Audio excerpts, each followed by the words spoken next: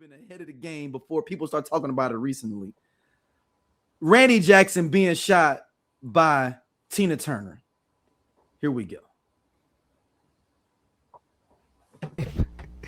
Tina Turner shot Michael Jackson's brother, Randy Jackson. Now, there's two sides to this story, so I need you to listen to both sides and then tell me which one you believe. Now, context. Let's start there. In 1998, Randy Jackson was dating Bernadette Robi, and apparently their time together was very much toxic. It is said that Randy Jackson was controlling and even physical at times. In enters Tina Turner. It is said that Bernadette and Tina got very close because Bernadette would confide in Tina, given that Tina was in a very similar relationship with Ike. Alright, so now that I've set the scene for you, here is side one of the story given by Eddie Hampton Armani, who was close friends and a former assistant of Tina. In 1998, he published a book, and in it he tells the story of a time that Bernadette came to Tina's house during a fight with Randy. Now, as I said earlier, Bernadette would confide in Tina Turner a lot, and this is one of those times. She was crying to Tina about the specific situation that she was going through, and Tina took her to her bedroom to console her.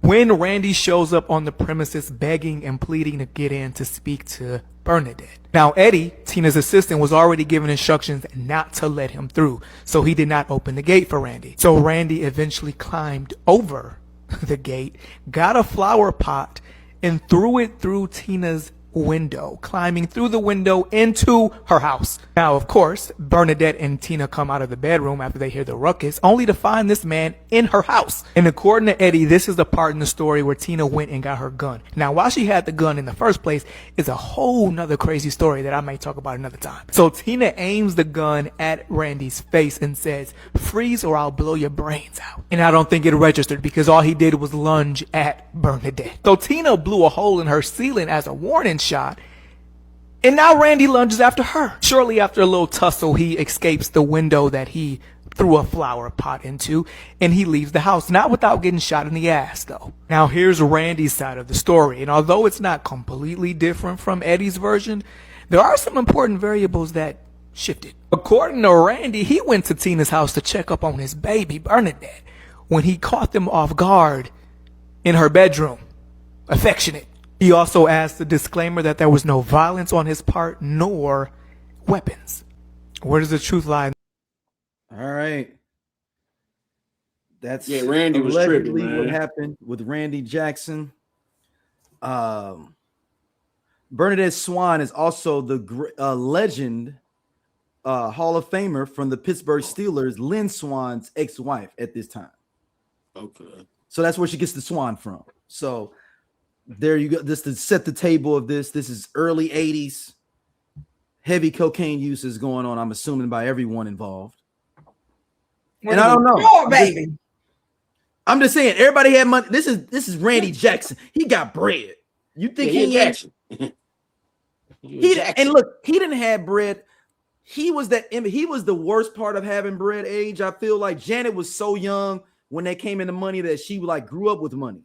Randy was the one that moved out there at 9, 10.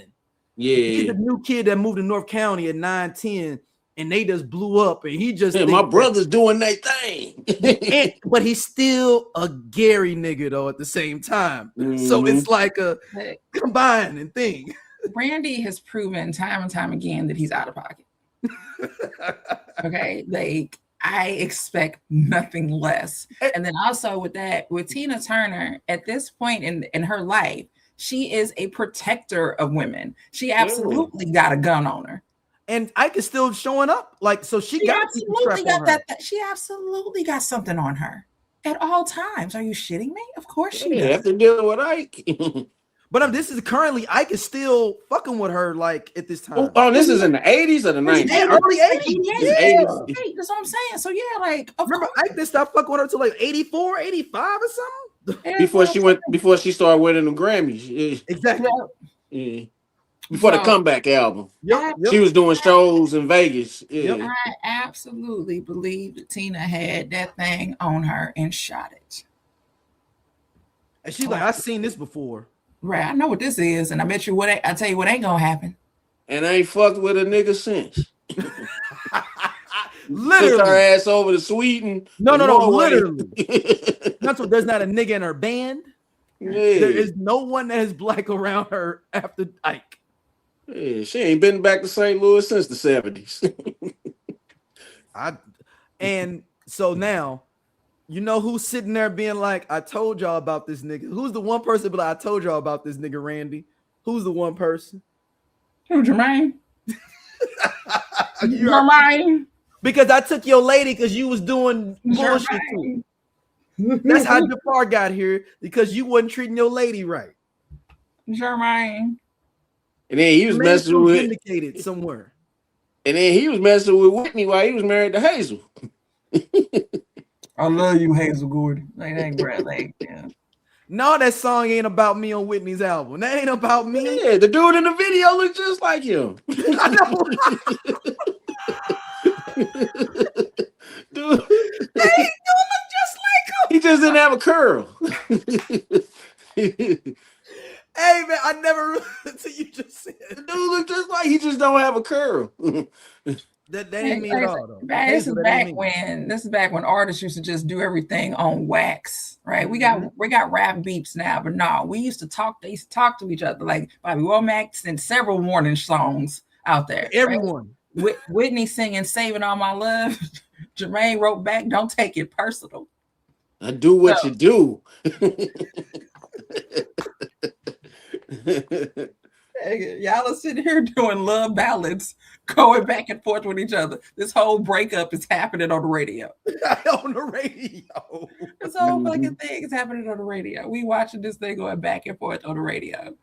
So y'all, how much do y'all believe this is true? This whole incident was true? Oh, I'm sure that. Like, I believe it. Yeah, I believe Randy was tripping, broke in the house, and Tina had that thing on. I absolutely think shit, he lucky he's still alive, because she could have killed him for breaking in the house. I don't know what the California rules are. But think about it. She shot him in the ass on the way out. Like, yes, he better leave it in a body bag. Now the Jacksons have always been getting this stuff. But y'all know, I mean, we didn't talk about this, but Paula Abdul is the reason Jackie did not make half the victory tour. Right. Yeah. So I ended up reading back on. They were at a fucking drive-in movie theater and he got ran over. That's why Mike didn't want to fuck with none of them niggas. That post. So there's a post in the group that discusses that incident.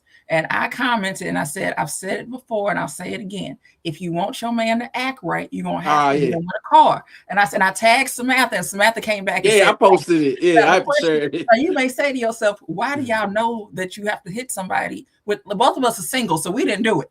That's all I'm saying. It wasn't both of us are single. We didn't hit nobody with a car, but we have lost men to women the men who got hit by cars. The ex y'all join the group. I don't listen to 90s music on Facebook. Join the group. You'll see different things, posts like this. But dude, think about like you went to get some popcorn. You because if y'all remember North Twins movie theater, in my mind I'm envisioning North Twins, and he just went over there.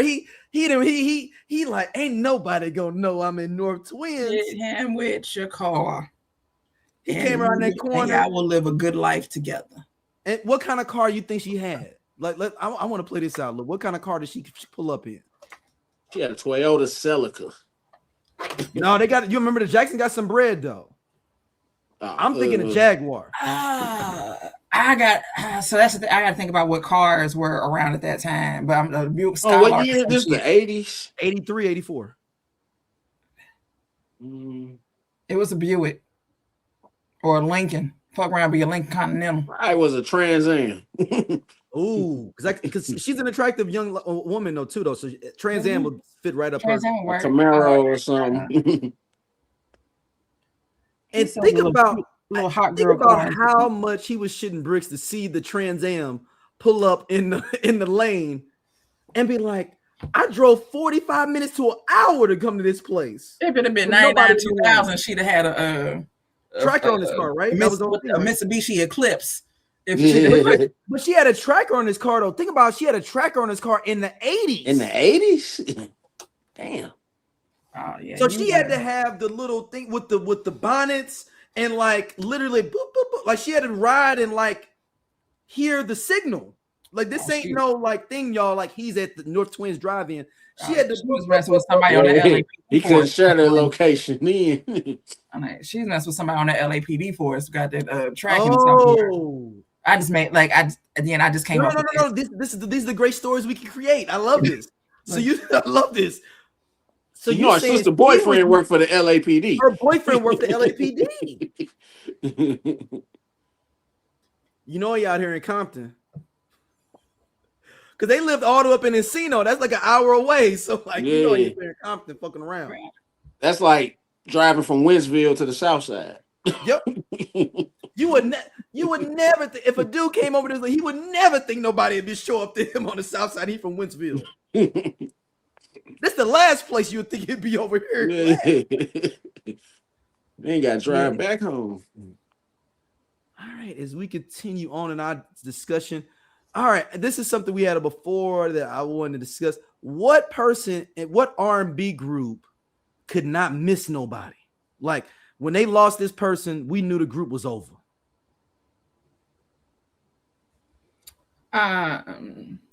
Or they not necessarily died, but I'm saying he left the group and was like, "Hey man, y'all." They wasn't the same when they left. Yeah, y'all got to pack it up. They could have died too. Either one. Shit, I guess when Lionel Richie left the Commodores. He said when Lionel Richie left the Commodores. Baby, when Harold Melvin left the Blue Note. Not Teddy Pendergrass. When he left. Teddy Pendergrass. And y'all know that he had beef up with that nigga till he died. He was still mad. Harold Melvin was still mad at Teddy Pendergrass. When Teddy Pendergrass left, that made a difference. Tony Thompson. High five. High five. Yeah. Dino, H-Town. Yeah. Left Eye, TLC. Ooh. Yep. I think when Jody Watley left Shalimar, they wasn't really the same. Look, even though they replaced her. No. You don't know Shalimar songs post Jody Watley? Yeah. I dare you to give him to give me one. Every year for Halloween, I say I'm be Mickey Free, and I never do it. But the thing is, you only know him because of the way he looked, not because of the music. What was he? Did he play the drums? Like I'm gonna be out in a costume singing. No, he just with Mickey Free. He just look androgynous in videos. That's exactly. Hey, this cool ass Scott from the I Love 90s Music Podcast. Hit that subscribe button right now. Like it. On the SOLC network, you finna get all the real deal on the 90s, the 2000s, and the splash of that 80s. Do it right now, man, and I'll be your friend.